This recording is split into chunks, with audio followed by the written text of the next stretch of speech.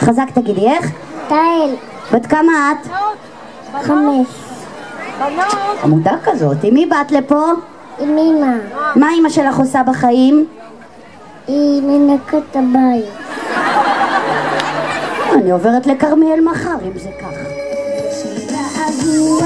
כאן אצלי בלב לכל הילדים שפגשתי בגינה.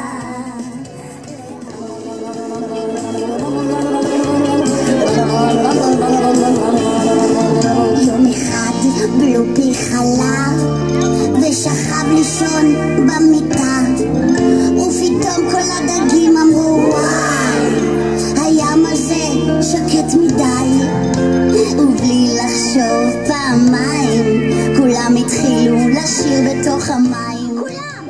איך קוראים לך? אוריה. בת כמה את? 3. איך קוראים לך? אושר. חמוד אתה. ואת? גבירותיי ורבותיי, קבלו את המחשיק מפתחות שלי. את לא בא לך?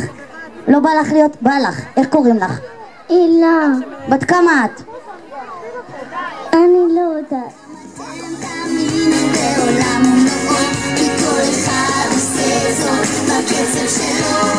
חיפשתי וחיפשתי כמעט שהתייאשתי, בסוף מצאתי את מה שביקשתי.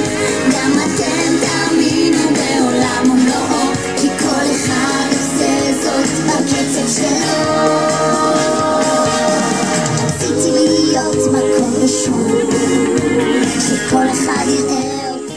פונצ'ה כלב, פונצ'ה גרם, פונצ'ה כלב, איזה שורר.